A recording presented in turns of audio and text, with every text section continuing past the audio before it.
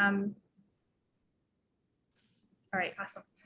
So today we're very fortunate to be joined by Janelle Woods-McNish. She is the Managing Director of Community Impact at the Trustees Preservations, which is a nonprofit land preservation organization. I'll let them talk about it a little bit more, but we are also joined today by Darlene Hollywood, who is, as I mentioned, has played a leadership role in our organization.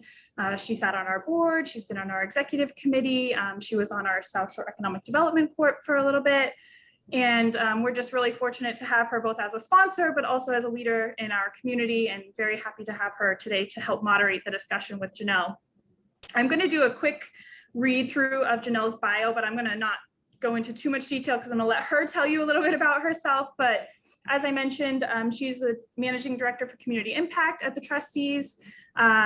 She previously was at Harvard Pilgrim Healthcare, leading their philanthropic and employee giving initiatives there. She has done a lot of other volunteering and leadership in philanthropy. So she also is the vice chair of the board for City Year. She's started a couple of her own organizations. She's a very strong nonprofit advocate in our region. So I'm going to let her tell you a little bit more about herself, but in the meantime, I'm going to go ahead and hand it over to Darlene and we'll get started. We're going to leave a little bit of time at the end for you to ask some questions of Janelle. And then I will send the recording to everyone at the end of the session. So if you want to dig back into it, if you want to have a couple questions that come up, we'll also share contact information. So, great. Darlene, the floor is yours. Thank you. Well, Janelle, I'm really excited about this because, to be completely honest, I don't know a lot about the Trustees other than I've been to some properties, but I don't really know, what the mission of the organization is. So I would love you to tell us a little bit about that, but really, what your role is and how you fit into it as well. Great. So the Trustees, we are the country's first and Massachusetts' largest preservation and conservation nonprofit. We have this amazing mission, which is pretty simple. It hasn't changed since the 1891 to be precise, which is really around preserving properties of exceptional scenic, historic, and ecological value in Massachusetts. And this is really for everyone and forever. What you may not know is that we have like over 120 miles of coastal line, 27,000 acres of actual public accessible open space, which if you think about the pandemic and how incredibly important that is, that we've all come to love and know. We have a mission around creating inclusive spaces of belonging as part of our DBIE, diversity, belonging, inclusion, and equity work, which is the work that I oversee in partnership with all of our colleagues across the organization. And that's really to ensure that our special places are welcoming for everyone and that everyone feels like they belong at our special places, including our organization. So over the past year and a half, we really developed a strategic plan that supports these efforts for our staff, for our visitors, for our members, for our actual properties themselves, to really ensure that our mission is just that our properties and our spaces are accessible for everyone for now and in the future. So it's an incredible place. You probably do have a special place. Well, we oftentimes talk about the Trustees, you think of your special place, so you may know World's End as your special place, which is a part of our Trustees portfolio. I have my colleague Ann on the call, who is the South Shore Portfolio Director, and she has many properties and spaces in her care. But what I found is that each person has a special place, so either like a memory there, or a special place they go to for like respite or for other places to enjoy. So you may not know of a Trustees property by the Trustees name, but I guarantee you that you do have a special place that the Trustees in some kind of capacity has been part of your life. And my role is just to expand the number of people that have that experience with the Trustees. Cranes Beach is one of them. Yep, correct? Cranes Beach is another one as well. We always did the sand sculpturing contest there every year, and so I do have a very special memory of that. Tell us about how you got to where you are today. What was your career path? It wasn't straight. I mean, we all talk to, like, I think the advice that we give any high school, college kids, there's never this straight path. I actually came here via Texas. I grew up in Texas, came to grad school in Boston, thinking I was going to be in higher education. I'm the first person in my family to go to college, and as a first generation student of color, it continues to be incredibly important for me to create that pathway for young people. But what I realized quickly was that I did not want to teach. I didn't want to be a teacher. I didn't want to be in the K-12 setting, and I didn't want to be in the higher ed setting. And I did this program called the Partnership Inc. And if you haven't heard about them, they're an incredible organization that works with organizations and professionals of color, really as both a development, recruitment, and retention mechanism for the city of Boston and beyond to keep talented people in the city. And they did just that. They kept me in Boston because I was able to network with amazing organizations and people, which is how I got my job at Harvard Pilgrim. If you were to tell me that I was going to be working for a health insurance company, I would have been like, I don't even know what this is. I can tell you a lot about your plan now that I could not have 15 years ago, but I took a chance on a position. And it was one where I knew nothing about it. It was about giving back to the community, which I love. And it was a new position for the organization, which is part of my I think what I'm learning is part of my secret sauce of things that I enjoy doing is new ventures.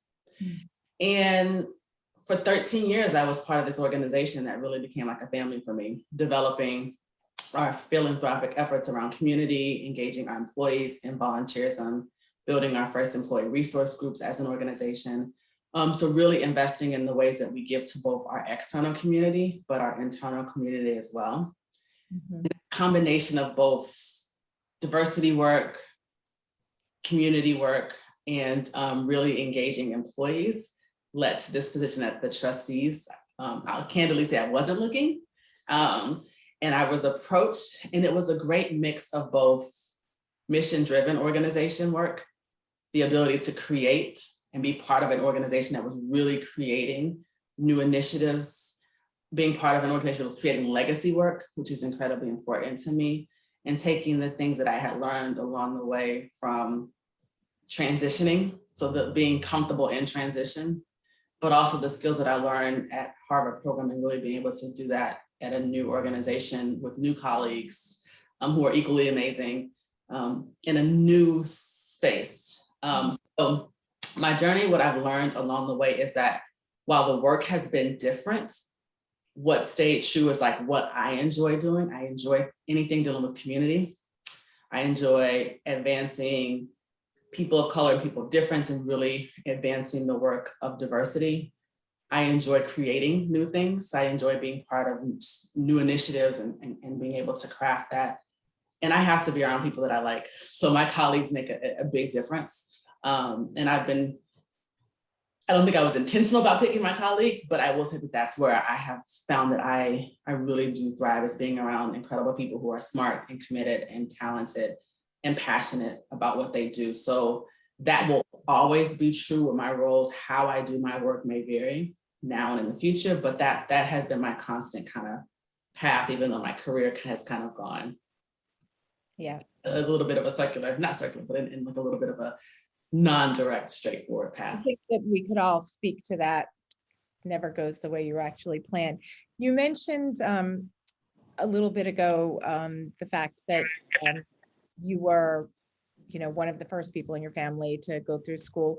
What advice would you give to other kids that might be in the same situation or otherwise that just are trying to break into the field? Yeah, I think, so I'll share my household. My husband, he's in construction. He went to trade school, so he didn't go the college route. I have 2 master's degrees, so I very much so went the traditional educational system route. And what I will say is I'm a big advocate of learning your craft and really learning your trade. So I have actually very much so changed my tune in the sense of like the higher education is the only pathway. I do fundamentally believe that you need to educate yourself in whatever your career is, whether that be in a trade school, real estate, business, there are multiple culinary arts, like there are multiple ways in which we have a need for these professionals, and there's a need to be a master or craftsman in that particular trade through education. So my advice would be to find your passion and perfect it, and to learn it and to never stop learning. But I will say the avenue of college may not be for everyone. And so I'm, as much as that has been a part of me, and I do see incredible value in that, and I would not be the person that I am today without that. I do believe that this is not for everyone, and we should, as a community and really as a world, understand and both value the differences in that, and place that same level of learning and craftsmanship and continuing to learn as the highest level versus the traditional only college pathway. Yeah, my husband's a tradesman too, so I completely appreciate that and believe that we need it all. We need professionals across the board in all kinds of categories. You're a woman in leadership, and I think that, like most of us, there have been struggles along the way. Can you talk about some of those? Yeah, I will say across the board, there's a couple of dynamics that women have that are very unique, in the sense of being the caregivers of your home, your families, and leading in that space, in addition to leading in the office space.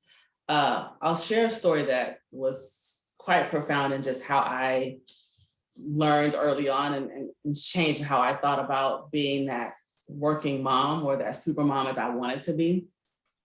And that happened when I was pregnant with my twins. I went to the Massachusetts Conference for Women. That was in December. I think this may have been the first year that the conference actually took place. And I was super excited. It's at the convention center around thousands of other amazing women. The energy is like just phenomenal. And I'm like, I'm gonna come here, I'm gonna learn how to be an incredible like CEO, wife, mother. Like, I'm gonna just learn how to do it all. And I'll never forget the very first session I went to. The words out the speaker's mouth, "You can't have it all." And I was like, what? And so I'm like ready to take my notes about how I can have it all. And she's like, "You will not have it all." And I was like floored, because that was the first time someone was crystal clear about the fact that the myth of being a super anything is just not realistic. And what she did say as a follow-up was the advice that I really take to heart. There'll be ebbs and flows in your life in which you will be able to be at the top of your game in your career, and your home life may be slipping a little bit. There'll be times when your home life will take precedent and your work life may take a little bit more of a backseat. You will have these ebbs and flows in terms of both your professional career, your home life, the ways in which you manage both. But that the most important thing is to be present where you're at. So she said, if you're at work, be 100% present, be there, be focused on that journey. When you are home, be 100% with your kids, your loved ones, your family members and friends. But when you try to do it all, you really just mesh, and it doesn't allow you to be your best self. The piece that I'll add that I don't think she said at the time that I've been really adamant about is yourself as well. So how do you invest in your personal self, professionally and personally? That means spending time by yourself. That means investing in self-care as a priority for you, investing in your own professional development and that journey. So again, when you're 100% in any space, and I do try to do that, when I'm 100% with my family, I do shut things off. Like I'm here with my family. I do not try to multitask. It does happen. But it takes away some guilt. It takes away a lot of guilt, quite frankly, in that expectation that you can do it all the time, every second of every day. It allows you to be invested in what you are focused on. We're all here, we're leaders, so we are committed to being leaders in different spaces, including our homes. So it does allow you to be that best version of yourself in these different environments.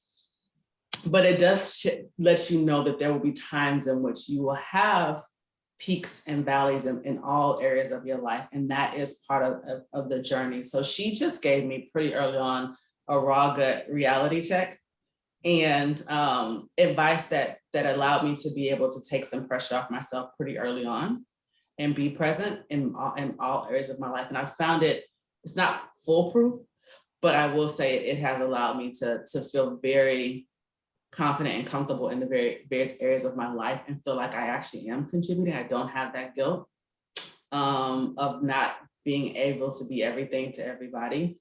And I think it's just made me a lot of things, leader, mother, person, Yeah. myself and other people. So that advice was phenomenal. I actually don't even remember the person's name. I could know exactly when she said it, how I felt. It's a blur, but I guess it's what matters. I mean, words carry volume, and I will say her words had a deep impact on me. So you did talk a little bit about personal care. How do you unwind? What do you do? So this is funny. I actually like solo trips. So I actually like to spend time by myself, and whether that be to go out to eat by myself or like go on a walk by myself. I do a lot of walking just to think. I've taken my first solo trip. Well, I've taken more than once. I was at this year, I've taken a solo trip. There is something about being with yourself in your own thoughts, in your own space, not having to respond to either the outside world or other people that I think is incredibly important. I do like things like the massages and things of that extent, but for me, any time that I can spend by myself is really important self-care for me, doing, again, a wide variety of things. I do like to people watch. So I like to go like get some coffee and just people watch. But I do prioritize moments when I do take time for myself. It's also a good lesson, I will say, for my children, because I will name what I'm doing. So I will say that I need my time to myself, and this is like what I'm doing. So I don't just do the act. I think it's important for my daughter, first and foremost, to see that so that she can hopefully model the good things that she sees, but also be able to say that that's okay and not feel guilty about taking time for herself, but also for my son to be able to see, should a female be his partner? I'll say that, but so if his partner is someone who values that's something that he's seen as a valuable thing for both him to do and him to respect. So when I do things, I do name them for my kids. Like, I'm going out with my friends. This is time with my friends. I'm having time with your dad. We are spending time together. I'm gonna go do something by myself because I need some personal time. So I do not just do the act, I try to name it for my kids as well. That's really interesting. I guess I never thought about it like that, but it's really important. Something that I could probably take away from this. Let's talk about mentors.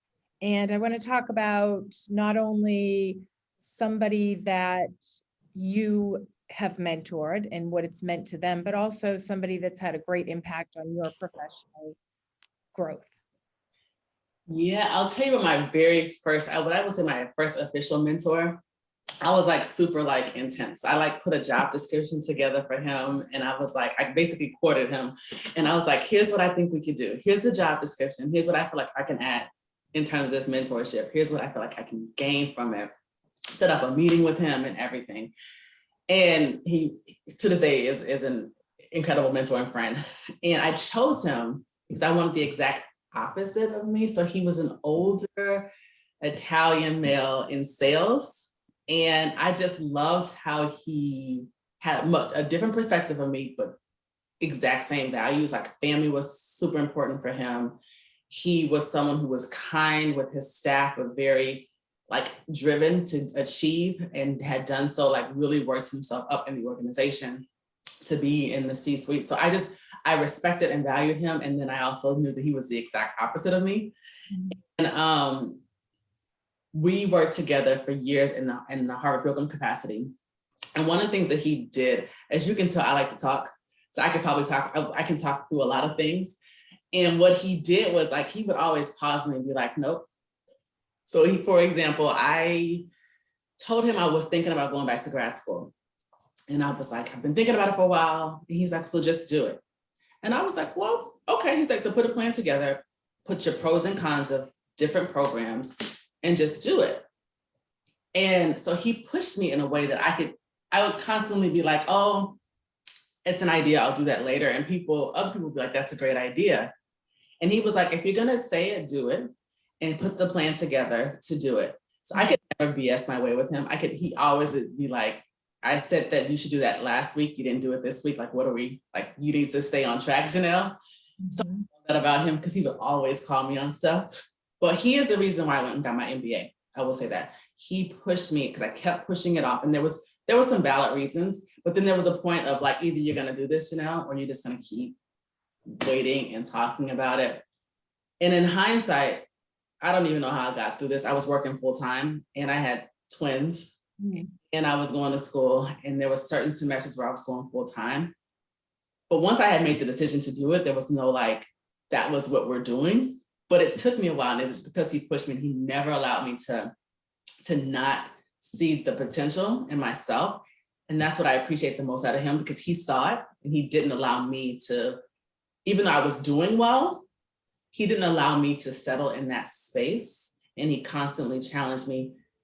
I'm not sure if you guys have done strength finders before, but one of his strengths is he's a maximizer. And that's like his number one strength. And I kid you not, he like would always push me in love and support, but it was everything I needed and more. But I will say me taking the first step was a big part of that. That whole job application, I laugh at it today, but it was like, I took it serious, and I wanted him to know I took it serious. So I actually physically went out and recruited him. And I think that that's some of this too. There's a piece of this that you can kind of have someone approach you on, and you can kind of figure out if it works with this formal programs.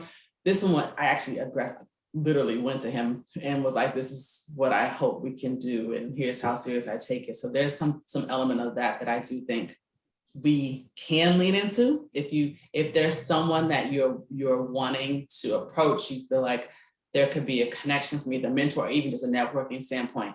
I was pleasantly surprised that he was open to that. I think others would be as well, because I often don't think people are willing to do that. I think they wait a little bit, or they're a little bit more timid about that versus having a pretty direct ask and request. You're right, though. People are always, like I've found over the course of my career, people are very generous with their time if you ask for it and you seek it out. Tell us a little bit about the not-for-profit that you founded, because I think that's really interesting. Not like you have enough on your plate. Yeah, so I do a lot of work. I'll share this. I'll start with saying no, and I'll share that what I've learned about just doing a lot, but doing what's part of your purpose. I've learned to say no to things, and I've gotten clear about what I value and what I contribute. So you'll always see, as I mentioned with my job, there's certain things that I have to have as part of that job. I found that the job could be different, but that needs to stay consistent. I found the same thing with like my nonprofit work. There are certain spaces that I really love. I love working with people of color in any community aspect. I love working with women and young girls. I love the education piece. So while I'm not physically in the work of education, pursuing any kind of like educational attainment is incredibly important to me. So it allows me to say no. If it's not one of those areas, I can say no, and I do say no a lot. I use it as a way to like allow me to focus my time and energy on specific things. But I also think about it as a way to allow someone else to say yes. If I'm constantly saying yes to something, it takes opportunities from other people where that may actually be their passion, their purpose, and where they need to be having their time. If I say no, it opens the door for someone else. So for example, I love animals, but that's not my passion. And there could be someone that there's nonprofit work that really is your passion. And I'm saying yes to a board position or to a speaking opportunity, but there really is someone else that really is better suited for them. My no allows that door to be open for someone else. So that's how I view any of my community service giving back, is in that those categories is fit in that. And if it doesn't, it's a no, but someone else can, or I can reference you. The nonprofit that I work with is around young girls who have been victims of human trafficking. So it's in the young women space. And while it impacts every ethnic, socioeconomic background, it really came from an experience that I met a young girl who was a victim of being trafficked and exploited. And she really changed my mind in terms of what a person who has been victimized in that space looks like. And I say she looked like an average 13. If there's a vision of an average 12-year-old girl, that was her. And she fundamentally changed how I viewed this work. And the more I learned about it, the more I knew that I could play a role in it. And it just is something that I'm very passionate about, educating, being part of organizations that educate people on the issue in and of itself, and how to support young girls and women who have been victims of human trafficking, sex trafficking. So I do a lot of work with that. I've been doing more of the support role than the actual work. And I think that's important too. There are a lot more people who have been in this space longer, but it's something that I'm actually very passionate about. What do you think, what are the key characteristics to being a strong leader? The ability to listen, like to really listen, and to surround yourself with those who can actually have a voice and a difference in a different skill set. I learned so much from others, and in order to lead, you do need to listen. You need to have strong, I went to Simmons for my MBA, talk about principled leadership. And it's incredibly important to lead with your values and actually know what your values are. Situations will often show you your values, but you need to know from the beginning what your values are, what you stand for, what you believe in before you get into those situations, because you may not act in the way that you think you would. So being able to know what your values are and to lead through those values is incredibly important. I also think the ability to really surround yourself with people of difference. And I think that having different voices at the table, having different perspectives is incredibly important. And then I think finally is the ability to like have a vision. Like, what are you actually working towards for? What does that look like? And the ability to articulate that is important. Those are things that I look for in leaders, quite frankly. I want someone who is leading me to have a vision, who is leading principally, who can listen and learn. And so to be able to do that as myself is important, and I strive to do. I will also say what I don't like, and I've learned that from experience, and that is that micromanaging piece. So I think that comes from we say that often, like nobody wants to be micromanaged, but I think what happens is it comes from a place of both fear, but also a place of an inability to articulate what you actually want. And so that lack of confidence, the lack of clarity and communication, I think often the result is micromanaging. So to have those components, I think are important, because for the most part, I do think people just don't want to micromanage. But I think that often shows up because of those lack of those leadership qualities. But that one in particular for me is one that I just like, that's my button, that micromanaging piece. So I've learned what is actually at the core of that. And I do think those three things, fear, lack of communication, and lack of clarity, are at the core of it for the most part. So for me, I try to have as much of that as possible to be on the other side of what I know I don't like. Yeah. We're going to open it up to a few questions, but I do have one last question for you, Janelle. And this is, I'm asking this from a personal standpoint, and there are others on the Zoom that might be curious about this. You head up diversity and inclusion for the trustees. And as I'm sure you're well aware, the South Shore is not an especially diverse population.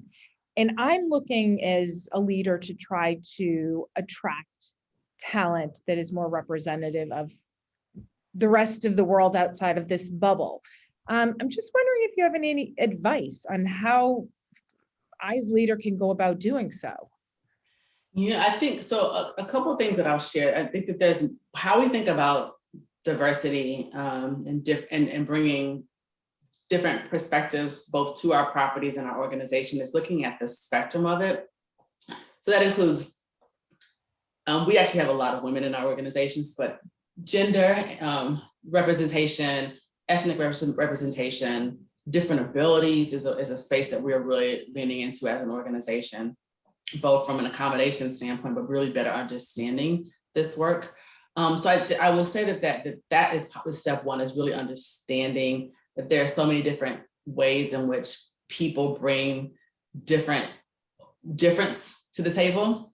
Of course, we think about race and ethnicity as one of the most visible ones, but there's so many different ways in which we need to look at bringing different voices to our organizations and our communities.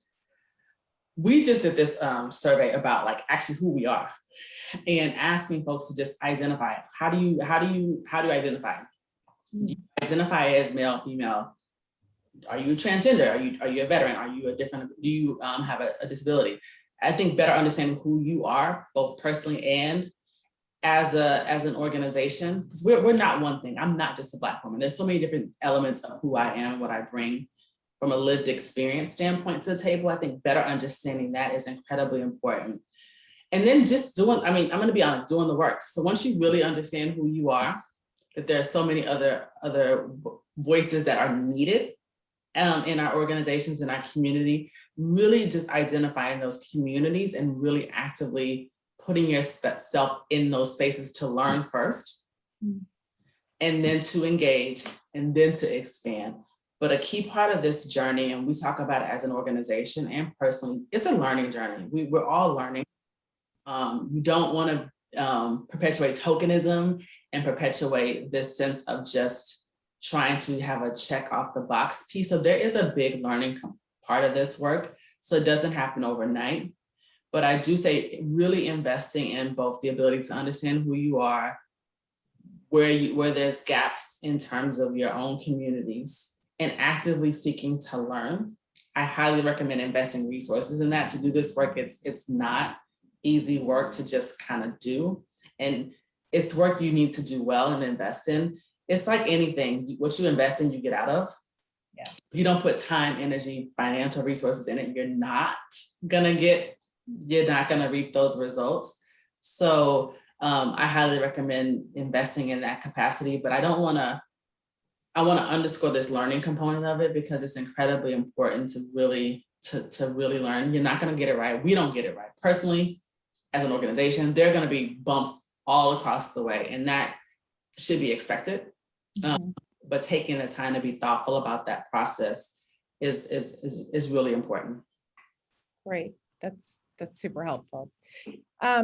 Peter posted something. Do you incorporate maintenance of your properties with leadership development opportunities or personal growth with groups like people with disabilities, inmates, youth groups? And then he also said he wanted to put Aaron Cohen on the spot. Does a group like Road to Responsibility use open spaces as part of their programming? So you can take the first part of that, Janelle. So I would say how we have done, we call it stewardship. We have really, I would say, have best in class ways in which we operate from a functionality standpoint of stewardship, and have begun to incorporate a lot of things around making our properties more accessible. I would say at the very beginning stages of inviting others into that work, others including people with different abilities, Indigenous communities. I would say that is a next step for us. We have not done that in the way that I think would show that we are leading in that space. But what I will say, as an organization, our stewardship is like exceptional, and really work with different communities in support of. And we're really looking at ways, quite frankly, across the board, to partner in stewardship and quite frankly, in other spaces, to partner with different communities in the work collaboratively versus for someone, as opposed to like with. And we're learning. I'm gonna say that we are very much so in that learning space, but are really making investments in that work. Excellent. Erin, did you want to pick up? Yes. That? Thanks, Darlene. Janelle, just as a quick background, if you're not sure, Road to Responsibility is a nonprofit agency serving adults with intellectual and developmental disabilities. And so to Peter's point, I think absolutely our day programs specialize in getting individuals into the community and promoting their independence, getting them jobs, So we definitely do things like this in the community through various memberships and programming. So I think there could definitely be a potential for us to have a conversation offline, Janelle, and a nice partnership here in the future. Excellent. Great. Who else has a question for Janelle? Darlene, if I can follow up Please. on that. If first of all, Janelle, thank you for doing this, and thank you for what you've done in the chamber. I know you've helped our leadership in action group in past years, which is a great secret of the South Shore Chamber. I love it. It's an incredible program. Yeah, it's been sort of suspended for obvious reasons the last couple of years, but we hope to get back to it, which is a great program. But I was sheriff of Plymouth County for years, and we used to take care of some of your property in Plymouth, which is what prompted that question, because it was a great opportunity for inmates to get out and do some productive work, whether it was haying the field, some of the fields around the area for our dairy cows, or even farming some animals on property, which is really helpful. And I, talking to Habitat for Humanity, they use their program with corporations as sort of a leadership development opportunity. So I think there's a lot of opportunity. Maybe we can talk about some of that, because we're looking at leadership development issues on the South Shore. But I want to ask you a little bit about promotion of your properties. I'm like you. If I want to get peace of mind, just go out for a long walk, use some of your properties. I just discovered the Norris Reservation in Norwell because of Hello South Shore. It's stunning Awesome. property. But we have this whole Hello South Shore program to promote lifestyle on the South Shore and quality of life. And part of the premise behind it is you don't have to be filthy rich and live in a seaside mansion to have a great quality of life, regardless of income. There is so much around us for free that enhances quality of life. But I'm amazed at how many people have never taken a walk through the woods. And we're trying to promote that. How do you promote that as an organization? And what is it? I mean, you like the same thing, obviously. You like going for long walks by yourself, but what is wrong with the rest of the world? Yes, I would love to have more trustees properties featured on Hello South Shore. So I'll put that nice little plug in there. And it's two things that we've discovered. And so Anne is like, I'm gonna plug in as much as possible, because she is our South Shore director and really leading these efforts in the South Shore.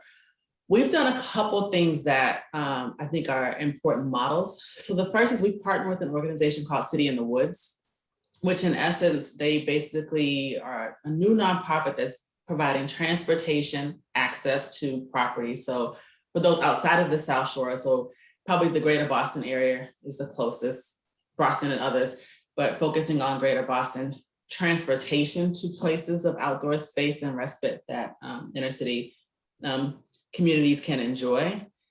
What we found in that partnership, we hosted it, we called it activation event. So we had about 30 different individuals. The youngest was like a baby to like an older adult. So generationally diverse, primarily African-American and Black families. What we noticed with that is it just takes a person to make the recommendation. So we actually had one person that was a leader that gathered the group. They were a community group that came together. So it wasn't that it was a lack of knowing. It was a lack of an actual ability to actually access the property in the sense of I belong here. So what we had with this guide was like, I've been here before. You can come here too. And it's a place of enjoyment. So there is this piece about just a pure educational fact of it. Like, yes, the properties are open. Most of the trustees' properties, which I actually don't think many people know, are free to access.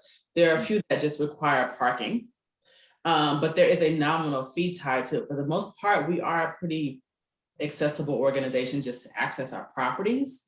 But like, do I see myself here is a different question. And so what we're finding is changing that narrative that everyone is welcome here. And yes, that means everyone. And to see people that look like me, have same experiences as me is incredibly important. To have guides in that process of partnering with organizations that can actually bring groups to our spaces. Once you come to a property, as you all know, you're gonna come back. Like we can sell ourselves on the actual property experience piece, but there is this second component of, yes, you have the information, but do you actually feel welcome? And if you have not, as an individual, as a group, felt welcome at different spaces, that's an actual harder sell. So what we found that partnering with organizations has been helpful to bridge that gap. Anne is incredible at partnering with organizations. And so that's been a beauty of having her expertise in the organization, is that ability to connect with South Shore and beyond nonprofits to bridge that gap.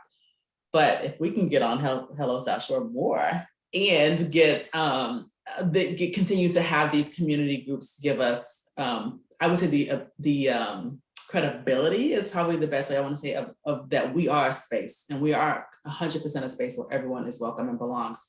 That starts to chip away at that, and then you'll start to see the continuation of people coming to spaces and enjoying all the beauty that we know about being in the outdoors. Excellent. Who else has a question? Go ahead, Kim. How about, like, how would you find out where they all are? Is there a list? Like, is there a website? Yeah, so our trustees webpage is up, and we are actually developing, well, you can see this now. So we have a special segment for all of our events that are called Celebrating Diversity and Culture. So these are really curated events that really are both for attracting diverse audiences. They feature diverse artists and vendors. And they celebrate all that's the trustees from a diversity and inclusion lens. So that's information that you can find on our events page. All of our properties are listed there, and we've added some enhancements, particularly around accessibility, like physical accessibility of our properties, trails that are more accessible from both an ADA standard compliance standpoint, but also for like strollers and like people with limited mobility. So they're a little bit more friendly for folks that have mobility issues. So that page has been updated, but our website is the first spot I will keep plugging in. But there's other things that we love to do from a South Shore perspective. I would say Ann is our contact, but information wise, we're both using our website and quite frankly, our nonprofits and our partners to really share that information. Great. Thank you. What's the, is there one goal that you're looking to achieve in your role currently that you say, you know, before I step out of this role, I've got to do this? What do you want? So I have my one pet project that is still going, but I'll share about one success along the way. Yeah. I'm big about legacy.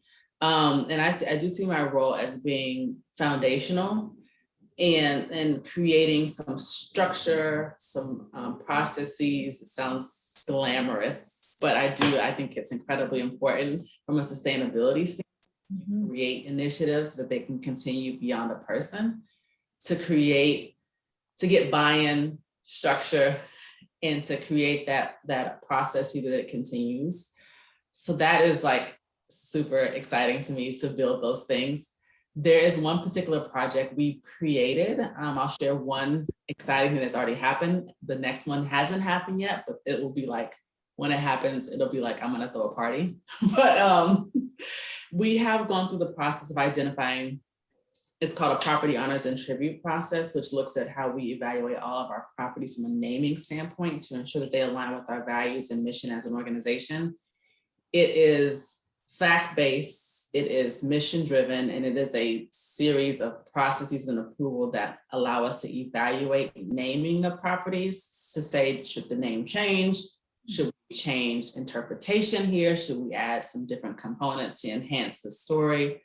Or really just holistic way of looking at naming properties.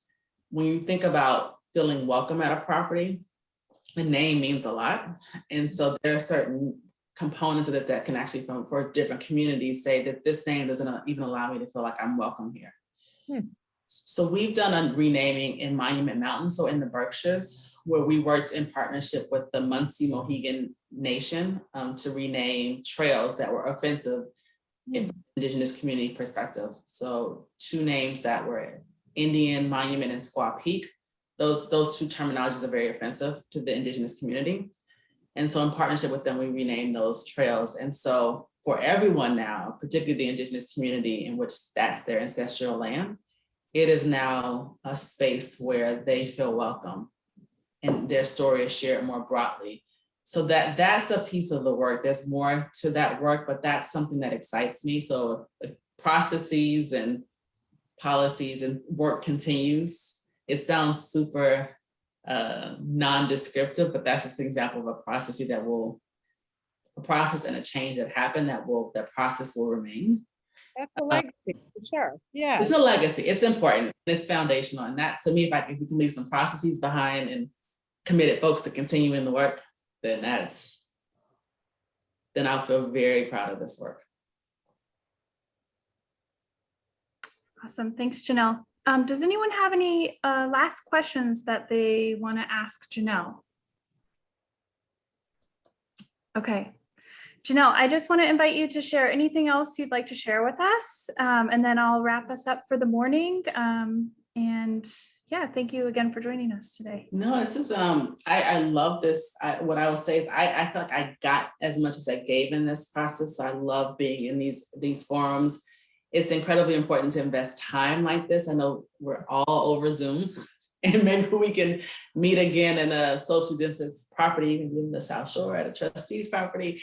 But I do think it's important to take this time out of our very, very busy schedules to be amongst one another, to have these conversations, and to really continue to both move our work individually along, but as a community along. So I just wanted to say thank you for this opportunity to be here today.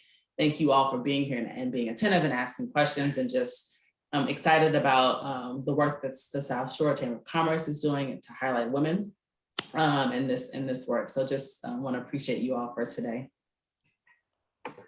Awesome. Thank you all for joining us. Thank you, Janelle. I really appreciate you taking the time with us this morning and being so gracious with your time. It's been really fun to get to know you a little bit better. And thank you all for joining us this morning. I'm sure you have many things that you've taken away from today. So I hope you all have a great rest of your week.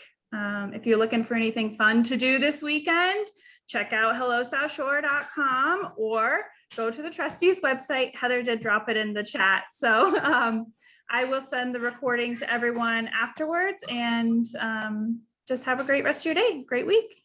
Thanks so much. Thanks again. Thank Thanks, you. Darlene. You're welcome. Bye-bye.